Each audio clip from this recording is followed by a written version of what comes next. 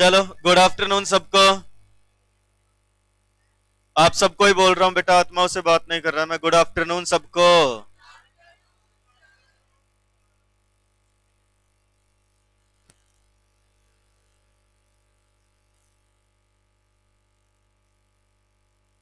चलो criminal breach of trust के बारे में हम पढ़ेंगे, ठीक है जी। बातें बंद। ब्रीच ऑफ ट्रस्ट सबको पता होगा, है ना?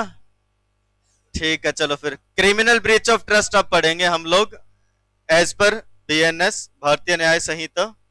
ब्रीच ऑफ ट्रस्ट क्या होता है भाई? भरोसे का टूटना। भाई सीधी सी बात है ना, जब एक व्यक्ति दूसरे व्यक्ति पे ट्रस्ट करता है और वो ट्रस्ट जब टूट जाता है, अच्छा इसमें सारे बोल रहे हैं?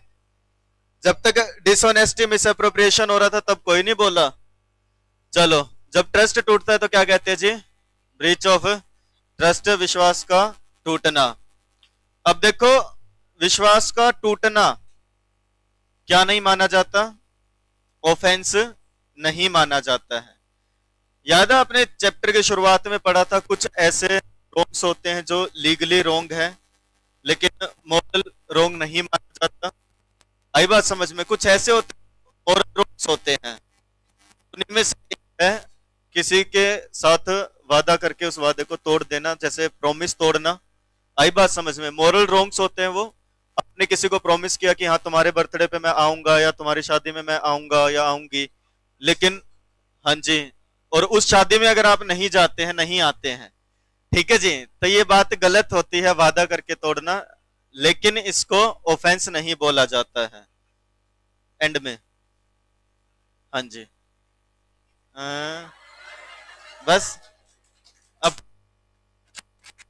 इधर रॉन्ग, तुम क्यों सीरियस?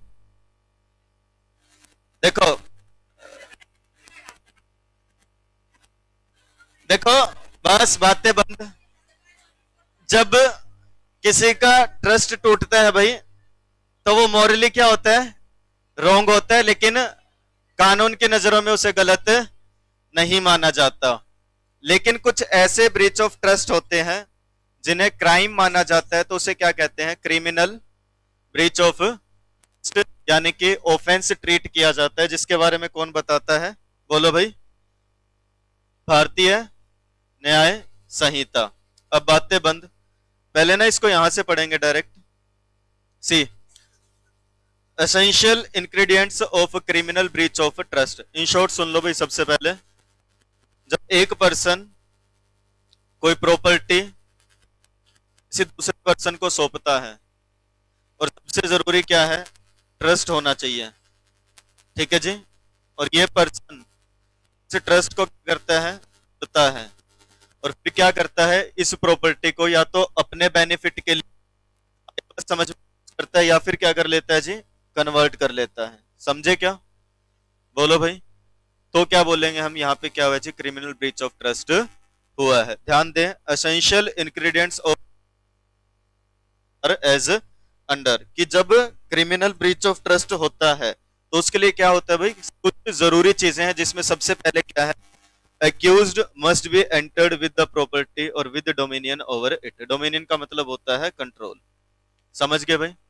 कह रहे जो एक्यूज्ड है, जिसपे आरोप लगे हैं, उसको या तो प्रॉपर्टी सौंपी गई हो, या फिर उस पर्सन का क्या हो? उस प्रॉपर्टी पे कंट्रोल हो। दूसरा, the person so interested must use that property. ठीक है जी। सेकंड क्या है? वो पर्सन उस प्रॉपर्टी को यूज करे, या फिर एक्यूज्ड मस्ट डिसऑनेस्टली यूज और डिस्पोज ऑफ दैट प्रॉपर्टी और wilfully suffer any other person to do so in violation. या फिर कह रहे एक्यूज्ड या तो खुद यूज करे, या फिर डिसऑनेस्टली उस प्रॉपर्टी को डिस्पोज कर, या विलफुली जानबूझ करके दूसरे पर्सन को टर्म्स को तोड़ करके नुकसान पहुंचाए। कौन सी टर्म्स को?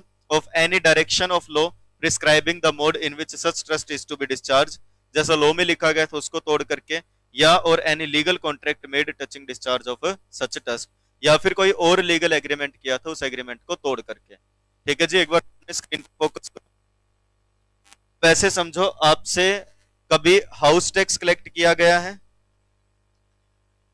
ठीक है जी, घर वालों से पूछना बेटा, या तो हाउस टैक्स हो गया, या इलेक्ट्रिसिटी बिल, या वाटर बिल अगर आपने कभी पे किया है, गवर्नमेंट के कोई भी टैक्सेस अगर आपने कभी पे किए हैं। जब आप बिजली बिल भरने जाते हो तो आप किसी न किसी पर्सन को सौंप करके आते हैं वो अमाउंट, बोलो भाई। या फिर मान लो आपके घर से कोई हाउस टैक्स कलेक्ट करके लेकर के गया है, या कोई पानी का बिल कलेक्ट करके लेकर के गए हैं, कैश अगर लेकर के गए हैं। अब तो आप खैर ये कह सकते हो कि हम ऑनलाइन अगर भरते हैं जी तो डायरेक्ट अकाउंट में जाता है गवर्नमेंट के, लेकिन कभी ऐसा हो कि कोई ना कोई अमाउंट के बिहाफ पे किसी पर्सन ने कलेक्ट की है, तो क्या हम ये कह सकते हैं कि उस पर्सन के पास गवर्नमेंट की कोई प्रॉपर्टी या उस अमाउंट पे कंट्रोल है? बोलो भाई, है या नहीं है? भाई सीधी सी बात है, आपसे कोई ना कोई एम्प्लॉय तो पैसा लेकर के जा रहे हैं, आप किसी न किसी पर्सन को तो सौंप के आ रहे हैं। क्या वो उस पर्सन की प्रॉपर्टी है, उस पर्सन की इनकम है, उस पर्सन की अमाउंट है क्या? वो नहीं, वो पर्सन उसे क्या कर रहा है जी, गवर्नमेंट के बिहाफ पे अपने पास रख रहा है। आई बात समझ में? या ऐसे समझ लो, आपने किसी पर्सन को, ठीक है जी, विल बना करके दी है एक एडवोकेट को कि मेरे जाने के बाद इस विल को एग्जीक्यूट करवा देना। या फिर आपने पढ़ा होगा बेनिफिशियरी के बेनिफिट के लिए ट्रस्ट क्रिएट की जाती है, तो क्या वो ट्रस्ट, जो क्रिएटर ऑफ ट्रस्ट है, क्या उसने ट्रस्टी को प्रॉपर्टी ओन ट्रस्ट सौंपी है या नहीं सौंपी? किसी भरोसे पे दी है या नहीं दी है? बोलो भाई। आप कहीं बाहर जा रहे हैं, आपने अपने पड़ोसी को आपका कोई व्हीकल या कोई ऑर्नामेंट्स या कोई डॉक्यूमेंट्स या कुछ भी संभलवा दिया है कि इसे संभाल के रखना, तो क्या सामने वाले के पास उस प्रॉपर्टी का कंट्रोल आ रहा है या नहीं आ रहा? बोलो भाई। दूसरी बात, the person interested must use that property. अब वो पर्सन जिसने आपके हाउस टैक्सेस कलेक्ट किए थे वो उससे अपने घर का राशन खरीद रहा है, या जिसको आपने इलेक्ट्रिसिटी बिल पे किया था वो उससे अपने कपड़े खरीद रहा है, या आपका पड़ोसी जिसको आपने अपना व्हीकल या गुड्स सौंपे थे वो खुद के लिए यूज कर रहा है बिना आपकी परमिशन के। आ रही है बात समझ में? या जिसको आपने कोई भी प्रॉपर्टी सौंपी थी वो अपने बेनिफिट के लिए यूज कर रहा है, या वो पर्सन क्या करता है जी, उसको डिसऑनेस्टली डिस्पोज करता है। आपने जिसको अपनी वसीयत बना करके दी थी, उसने वसीयत के अनुसार नहीं, खुद के भले के लिए, खुद के लिए उसने उस विल को यूज किया है। या वो गवर्नमेंट एम्प्लॉय ने वो पैसा किसी और को पे कर दिया अपने डेट उतारने के लिए, या आपके पड़ोसी ने आपका व्हीकल सेल कर दिया, या आपके ऑर्नामेंट्स कहीं बेच आया। आई बात समझ में? इन सब केसेस में क्या होता है, क्रिमिनल ब्रीच ऑफ ट्रस्ट होता है। आई बात समझ में? बहुत सारे एग्जांपल्स मैंने आपको दे दिए, ये क्रिमिनल ब्रीच ऑफ ट्रस्ट होता है। आई बात समझ? एसेंशियल एलिमेंट्स क्या हैं? जो एक्यूज्ड है, जो आरोपी है, जिसपे आपने आरोप लगाए हैं, उस व्यक्ति के पास वो प्रॉपर्टी होनी चाहिए या उसका उस प्रॉपर्टी पे कंट्रोल होना चाहिए। आ रही है क्या बात समझ में? अब यहां से पढ़ना शुरू करेंगे, ध्यान दीजिएगा।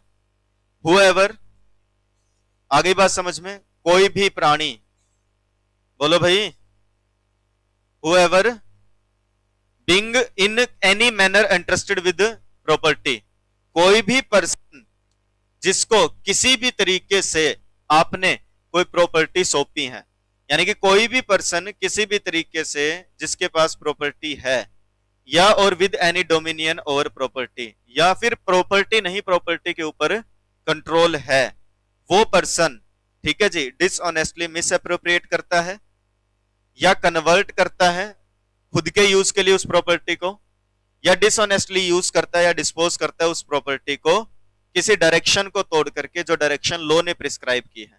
मतलब फॉर एग्जांपल कुछ रूल्स बनाए सेंट्रल गवर्नमेंट ने, या इन शॉर्ट आपको याद है इंडियन स्टाम्प लॉ में आपने पढ़ा था कि स्टॉक एक्सचेंज या डिपॉजिटरी खुद कलेक्ट कर लेगी स्टेट गवर्नमेंट के बिहाफ पे स्टाम्प ड्यूटी। आई बात समझ में? रूल्स में लिखा है ना, तो कह रहे किसी लॉ में लिखा था, इस कारण से किसी ने कोई प्रॉपर्टी मिली है या कंट्रोल किया है। जैसे फॉर एग्जांपल ऐसा लिखा गया था कि अगर कोई पर्सन मान लो किसी व्हीकल पे टैक्स ना दे तो उसे इंपाउंड कर लिया जाएगा, डॉक्यूमेंट्स ना हो तो इंपाउंड कर लिए जाएंगे। तो due to law police officer ने क्या किया है, व्हीकल को इंपाउंड किया है। ट्रैफिक पुलिस ने एक व्हीकल को इंपाउंड किया, रीजन बीइंग कि उसके डॉक्यूमेंट्स पूरे नहीं थे। तो क्या अब ट्रैफिक पुलिस उस व्हीकल को संभाल के रखे या उसे खुद यूज करना शुरू कर दे या किसी को बेच दे? संभाल के रखेंगे ना। आई बात समझ में? तो देखो यही लिखा है सारे पॉइंट्स कि कोई भी पर्सन जिसको क्या किया गया है, कोई प्रॉपर्टी सौंपी गई है, या कोई भी पर्सन जिसका उस प्रॉपर्टी पे कंट्रोल है, वो डिसऑनेस्टली मिसअप्रोप्रिएट करते हैं, कन्वर्ट कर लेते हैं खुद के यूज के लिए, या डिसऑनेस्टली से यूज करते हैं, डिस्पोज करते हैं किसी डायरेक्शन को तोड़ करके जो लॉ ने बताई थी, in which such trust is to be discharge, कि जिस तरीके से उस भरोसे को निभाया जाना था कानूनी रूप से उस भरोसे को तोड़ा जा रहा है, उस भरोसे से उस चीज को नहीं किया जा रहा है उस कानून के अनुसार, या और ऑफ एनी लीगल कॉन्ट्रैक्ट, या फिर कोई लीगल कॉन्ट्रैक्ट था एक्सप्रेस या इंप्लाइड, उसमें जो चीजें लिखी थी उसको नहीं माना जा रहा, which he has made touching the discharge of such trust, यानी कि उस भरोसे के लिए कोई इंप्लाइड या एक्सप्रेसली कॉन्ट्रैक्ट किया गया था, और wilfully suffers any other person so to do, या फिर किसी और पर्सन से जानबूझ के ऐसा करवाते, तो it means he commits criminal breach of trust. क्या माना जाएगा? उस पर्सन ने क्या किया है? क्रिमिनल ब्रीच ऑफ ट्रस्ट किया है। आ गई बात समझ में? यानी कि हुएवर, कोई भी अगर जिसके पास प्रॉपर्टी है किसी और की, या जिसका कंट्रोल है किसी प्रॉपर्टी पे, वो डिसऑनेस्टली यूज करता है खुद के लिए या डिस्पोज ऑफ कर देता है उस प्रॉपर्टी को, तो क्या माना जाएगा? बोलो भाई, he has committed criminal breach of trust. ठीक है, अब सही बताऊं तो सारे इलस्ट्रेशंस, केस लॉज, एग्जांपल्स दिए गए हैं, जिनको पढ़ के आपको प्रॉपर समझ में आ जाएगा। मैंने पहले ही कहा था ऑफेंस सिर्फ 2 या 4 लाइन में बताया होता है, 2-3-4 लाइन मिलेंगी मैक्सिमम, और पनिशमेंट की मिलेंगी 2-4 लाइन, बाकी सारे सिर्फ इलस्ट्रेशंस और एग्जांपल्स हैं। ठीक है, इसी तरीके से भारतीय साक्ष्य अधिनियम जब आप पढ़ोगे तो वहां पे बहुत सारे आपको इलस्ट्रेशंस देखने को मिलेंगे, बीएस से, जो एविडेंस एक्ट होता था पहले। ये जो 2 चैप्टर हैं, इनको पढ़ने का सबसे मजा यही है कि जो प्रोविजंस है वो कम है, इलस्ट्रेशंस, एग्जांपल्स बहुत ज्यादा दिए गए हैं। सी, सबसे पहले पहली एक्सप्लेनेशन दी गई है जिसमें एक एग्जांपल है, a person being an employer of an establishment whether exempted under section 17 of employees provident fund and miscellaneous provisions act 1952। अब आप सबको अच्छे से पता होगा, सबने पढ़ा ये एक्ट? बोलो भाई, कौन कौन एग्जम्प्टेड होते हैं? कौन से एम्प्लॉयर्स एग्जम्प्टेड होते हैं पीएफ कलेक्ट इस एक्ट के अनुसार?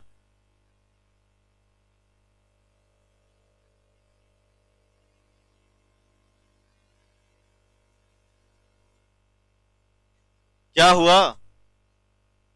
कंप्लीट हो चुका है लेबर लॉ, पैक है वो। What happened? हाँ जी, तो उसी की तो बात हो रही है जी।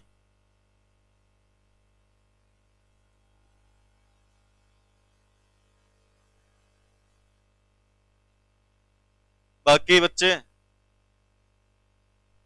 बेटा यूं टिप्स पे होनी चाहिए सारी चीजें, पेपर आ गए तुम्हारे,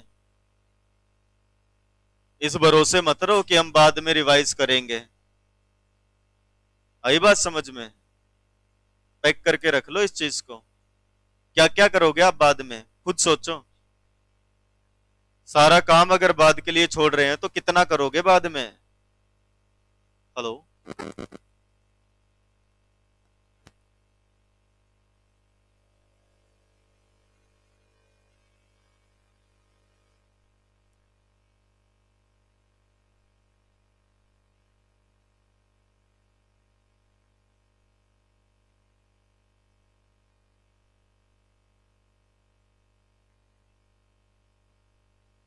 बोलो भाई। आप सबको पता होगा, देखो एम्प्लॉयर क्या करते हैं, अमाउंट इकट्ठा करते हैं किस चीज के लिए? डिपॉजिट करवाने के लिए। कहां पे? पीएफ में। आई बात समझ में? तो देखो कह रहे एक पर्सन, एक ऐसा एम्प्लॉयर जो है, फिर चाहे वो एग्जम्प्टेड है या नहीं है इस एक्ट के तहत, जो अगर एम्प्लॉय के कंट्रीब्यूशन को डिडक्ट करता है उसके वेजेस से, यानी कि who deducts the employees contribution from the wages payable to the employee for credit to PF or family pension fund established by any law for the time being in force। मतलब कोई भी employer जिसने employees की, ठीक है जी, wages में से एक अमाउंट कट की है, किस नाम पे? ये कंट्रीब्यूशन है, जो कहां जमा करवाऊंगा मैं आपका? बोलो भाई, जो भी पीएफ फंड बनाया गया है उसमें, या फैमिली पेंशन फंड है उसमें, तो कह रहे हैं shall be deemed to have been interested with the amount of contribution so deducted by him. हम ये मान के चलेंगे इस एम्प्लॉयर ने ये जितना कंट्रीब्यूशन डिडक्ट किया है, ये क्या है जी? इंटरेस्टेड, दैट इज इसके पास रखा है ये। And if he makes default in payment of such contribution to the said fund, और अगर कल को ये पैसा जमा नहीं करवाता इस कंट्रीब्यूशन को इस अकाउंट में, ठीक है जी, in violation of said law, उस लॉ को तोड़ के, तो he shall be deemed to have dishonestly used the amount of said contribution in violation of a direction of law as aforesaid. तो हम मान लेंगे कि जो लॉ ने डायरेक्शंस दी थी कि कोई भी एम्प्लॉयर अगर पीएफ के नाम पे या फैमिली पेंशन फंड के नाम पे पैसा डिडक्ट करता है, किससे, बोलो भाई, किसी भी एम्प्लॉय की वजह से, तो उसे डिपॉजिट करवाना होता है। अगर इस लीगल रेगुलेशन को ये तोड़ता है तो हम क्या मान के चलेंगे, इसने लीगल प्रोविजंस को तोड़ा है। एंड बाद में क्या करेंगे जी, हम इसको मानेंगे कि he have committed criminal breach of trust. आ गई बात समझ में, बोलो भाई, बताएं। डन। दूसरी एक्सप्लेनेशन दी है, कह रहे अ पर्सन बीइंग एन एम्प्लॉयर, एक ऐसा पर्सन जो एम्प्लॉयर है, जो डिडक्ट करता है एम्प्लॉय का कंट्रीब्यूशन उसकी वेजेस से, ठीक है, जो एम्प्लॉय को वेजेस देनी होती है, क्या कह करके, मैं एम्प्लॉय स्टेट इंश्योरेंस फंड में ईएसआई में जमा करवाऊंगा। जो कौन संभालता है, ईएसआई कॉर्पोरेशन संभालती है इस एक्ट के तहत जिसे बनाया गया। तो भी हम ये मान के चलेंगे उसने जितना ईएसआई की अमाउंट इकट्ठा की है, ये क्या कर रहा है, उस अमाउंट को अपने पास रख रहा है। और अगर वो डिफॉल्ट करेगा तो हम क्या मान के चलेंगे, इसने वायलेशन किया है किसकी, डायरेक्शंस ऑफ द लॉ की। डन। ये एक्सप्लेनेशन दी गई है समझाने के लिए, और ये इलस्ट्रेशंस दी गई हैं।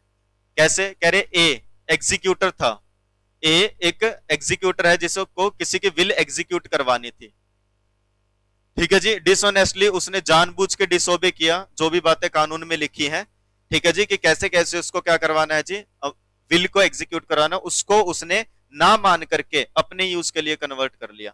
तो यहां पे हम क्या मानेंगे, उसने क्या किया जी, क्रिमिनल ब्रीच ऑफ ट्रस्ट किया है।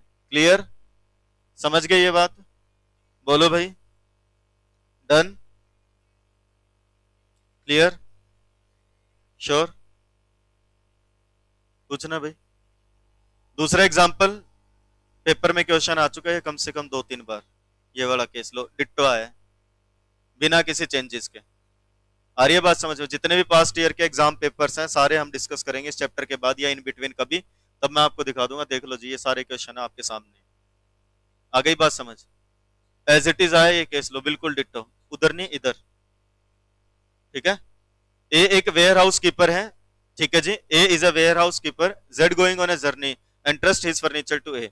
जेड जब जर्नी पे जा रहे थे तो उन्होंने क्या किया, अपना फर्नीचर किसको सौंप दिया, ए को, इस कॉन्ट्रैक्ट के तहत कि इसको वापस कर देना भाई जब मैं आके तुम्हारे पैसे दे दूं जो भी किराया है, और ए ने उसको गुड्स को बेच दिया, तो यहाँ पे क्या माना जाएगा, क्रिमिनल ब्रीच ऑफ ट्रस्ट हुआ है। समझ गए भाई। डन। तो क्या माना जाएगा, उसने क्या किया है जी, क्रिमिनल ब्रीच ऑफ ट्रस्ट हुआ है। Done. The gist of the offense of criminal breach of trust as defined under section 316 of BNS is dishonest misappropriation or conversion to own use another person's property। क्या है ये, क्या मतलब है इस word का, है? हाँ, क्या मतलब है, पहले भी पढ़ा हमने ये। हंसने से क्या होगा, बता भी दिया करो कभी, बताओ भाई। सार, ठीक है जी, सारी बातों का निचोड़ ये है, सेक्शन 316 आकर के हमें बताता है किस बारे में, कि अगर आप कन्वर्ट कर लेते हैं अपने लिए, डिसऑनेस्ट मिसअप्रोप्रिएशन करते हैं किसी और की प्रॉपर्टी का, और जिसे आपके ऊपर ट्रस्ट था। आई बात समझ में। देखो हमने लास्ट लेक्चर में अभी सुबह जो डिस्कशन किया था वो क्या था, मिसअप्रोप्रिएशन ऑफ प्रॉपर्टी, उसमें सामने वाले ने भरोसा नहीं किया आपके ऊपर। आ रही है बात समझ में, आपको रास्ते में कोई प्रॉपर्टी मिली किसी की, क्या किसी ने भरोसा करके गिराई थी क्या कि आप उठाओगे उसे, है भाई, तो वो मिस एप्रोप्रिएशन ऑफ प्रॉपर्टी है। और उसमें जब ट्रस्ट भी आ जाए साथ में मिस एप्रोप्रिएशन के साथ, तो क्या होता है, क्रिमिनल ब्रीच ऑफ ट्रस्ट होता है। डन, बोलो भाई, क्लियर है। अब आप क्या करेंगे,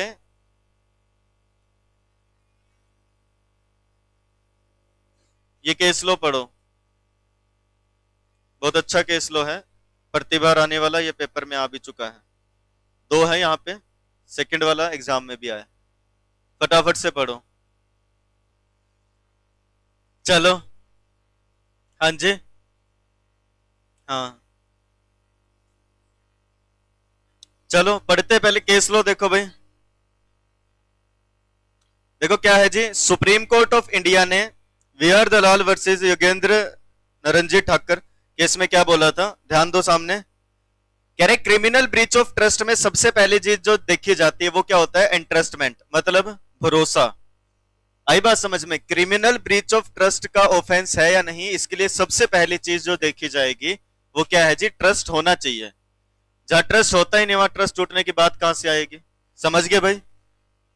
बोलो भाई। And where it is missing, जहां पे ट्रस्ट नहीं, the same would not constitute a criminal breach of trust. आई बात समझ? तो breach of trust may be held to be a civil wrong, but when mens rea is involved it gives rise to criminal liability also. अब मेरी बात समझो, कह रहे देखो जब भी कोई कॉन्ट्रैक्ट होगा, जब भी जहां भी कोई कॉन्ट्रैक्ट होता है तो ऑब्वियसली ट्रस्ट तो है ही दोनों पार्टीज के बीच में, और जब भी कॉन्ट्रैक्ट टूटता है तो ब्रीच ऑफ ट्रस्ट हुआ है, तो वो तो सिविल रॉन्ग हुआ कॉन्ट्रैक्ट का टूटना। तो कह रहे हाँ बिल्कुल वो सिविल रॉन्ग होता है, लेकिन अगर डिसऑनेस्टी है तो फिर वो क्या बन जाएगा? Criminal breach of trust. फिर वो सिविल रॉन्ग ना होकर के क्या कहलाएगा? आपका क्रिमिनल रॉन्ग कहलाएगा। आ गई बात समझ में? डन। दूसरी बात, जो वर्ड यूज किए गए हैं डायरेक्शन ऑफ लॉ, वो यूज किए गए in context of section 405 would include not only law pure and simple but also direction, instrument, circulars issued by authority and title therefore.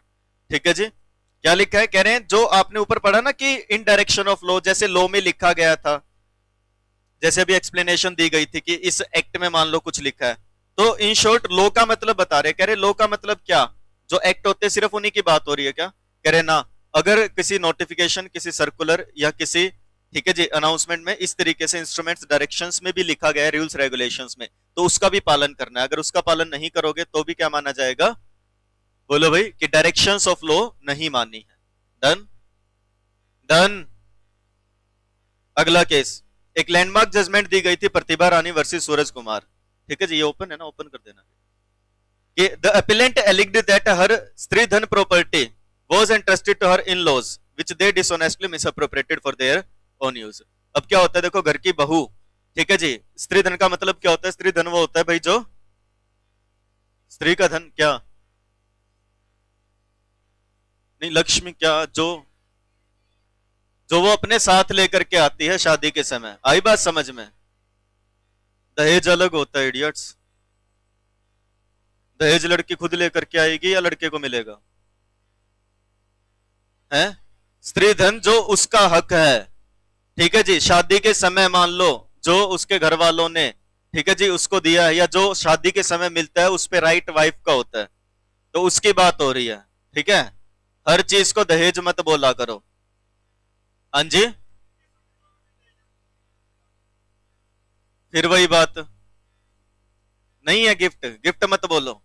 आ गई बात समझ में?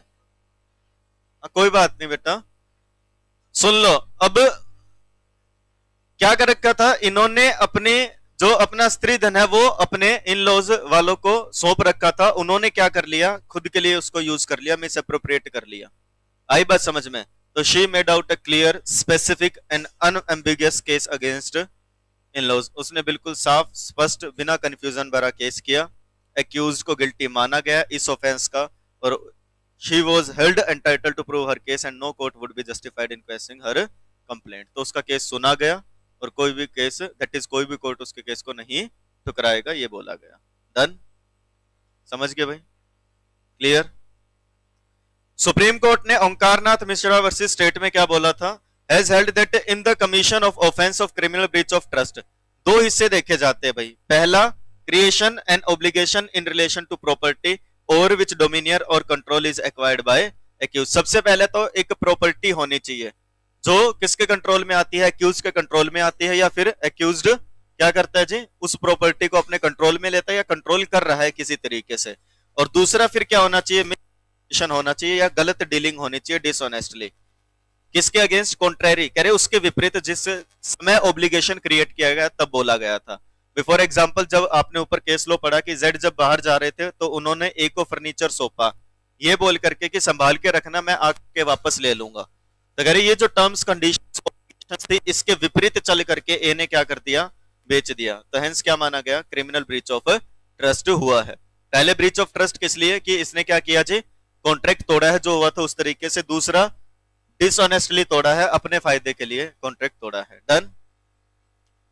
इन अदर केस, कह रहे एक और केस है, ये जितने भी केस है मैं फिर से बता रहा हूं, ये केस लो बनेंगे पेपर में, कुछ भी नया नहीं देते हैं, एज इट इज उठा करके टॉपिक। ठीक है, आईसीएसआई का ये जो स्टडी मटेरियल है जो आईसीएसआई ने प्रोवाइड किया है, जिसे हम डिस्कस कर रहे हैं, इसी में से आपका पेपर आता है भाई। आज बात समझ।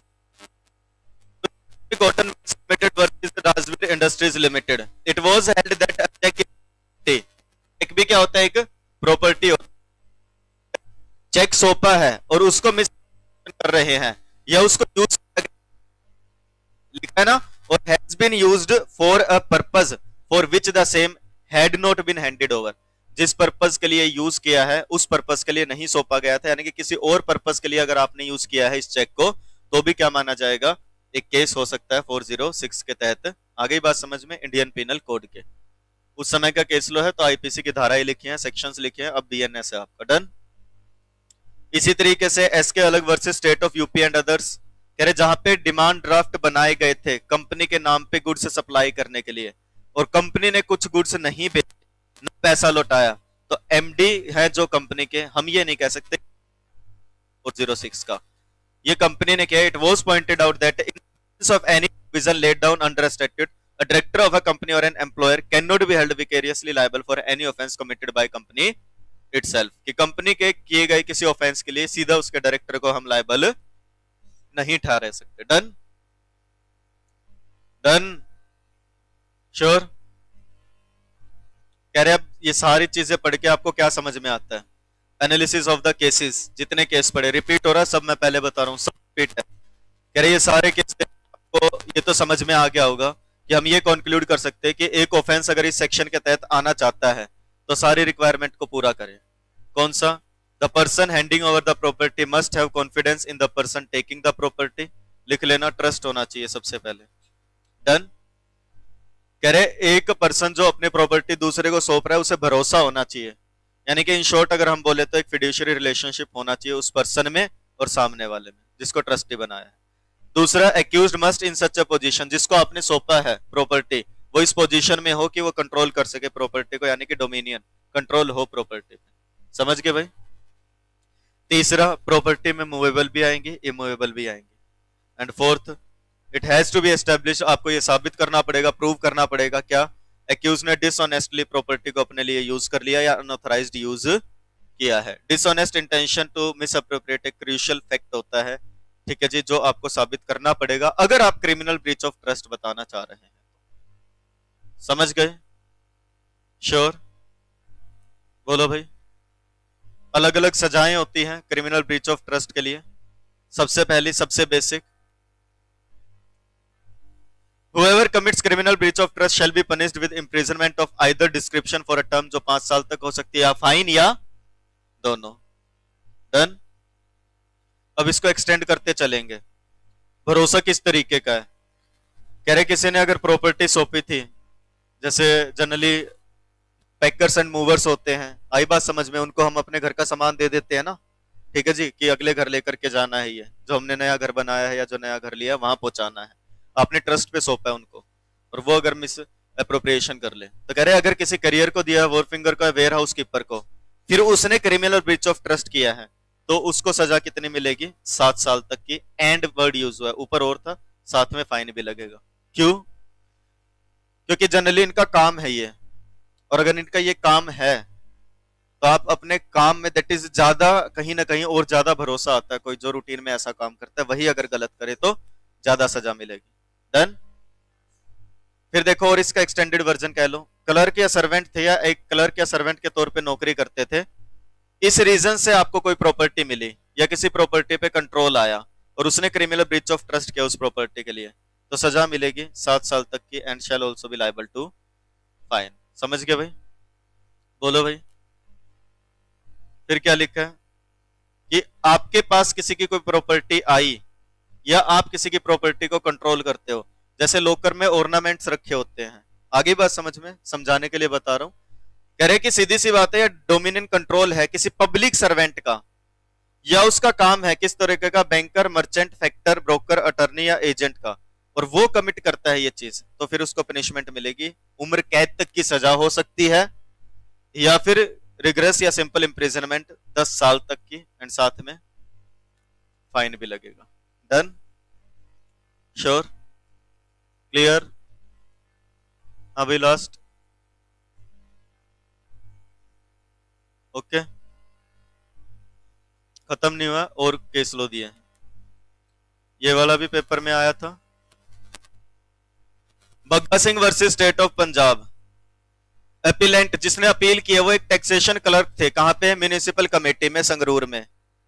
उन्होंने एरियर ऑफ टैक्स इकट्ठा किए थे टैक्स पेयर से, पर वो टैक्स इकट्ठा करके ये पैसा जमा नहीं करवाया कमेटी के फंड्स में after collection, but was deposited after about 5 months, 5 महीने बाद जमा करवाया। ही प्लेडेड, इसने ये बोला कि मैंने ये जो भी पैसा है जी, ये मैंने कैशियर मदन लाल को दे दिया था जो साथ में को एक्यूज्ड है, और इसकी गलती है who had defaulted on the same, कि उसने जमा नहीं करवाया। लेकिन कैशियर ने ये प्रूव कर दिया कि मेरे को तो कोई पैसा दिया ही नहीं था जी, और वो बरी हो गया था लोअर कोर्ट से। तो कह रहे सिर्फ ये फैक्ट कि को एक्यूज्ड कैशियर को was acquitted was not sufficient to acquit accused in the absence of any proof that he had discharged the trust expected of him। मतलब देखो क्या लिखा है, सीधी सी बात है कि उसने क्या बोला जी, मैंने मदन लाल को सौंप दिए थे जी पैसे। को एक्यूज्ड ने ये बोल दिया जी मेरे पास तो कोई पैसे आए नहीं थे, उसको बरी कर दिया लोअर कोर्ट ने।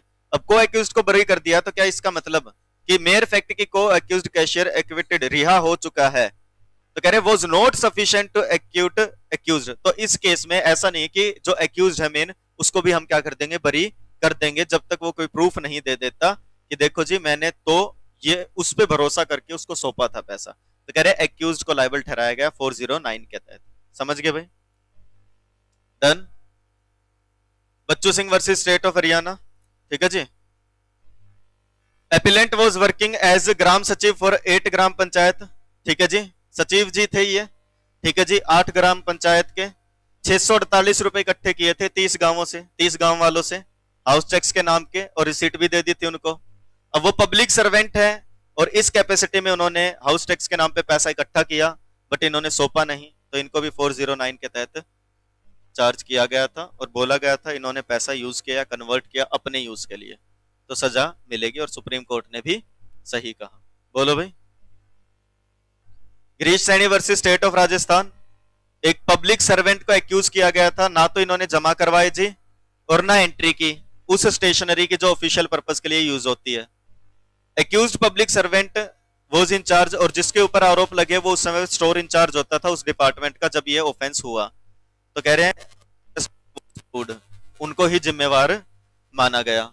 एंड इट वाज हेल्ड, ठीक है जी, क्या बोला गया, accused could not take the benefit of misplacing of the company as he could not prove maintenance of 2 register by the department. अब जब आरोप लगे तो बोला जनाब मैंने तो सारा रिकॉर्ड हुआ है, 2 रजिस्टर होते थे, गुम हो गया। तो कह रहे ये चीज वैलिड नहीं मानी गई क्योंकि वो ये भी प्रूव नहीं कर पाया कि 2 रजिस्टर बनाते भी थे। आई बात समझ में? तो जितना भी स्टेशनरी उसने मिसयूज की होगी या उसका पैसा मिसयूज किया है, क्या माना जाएगा, therefore the accused was has guilty of committing criminal breach of trust. Done? Clear है?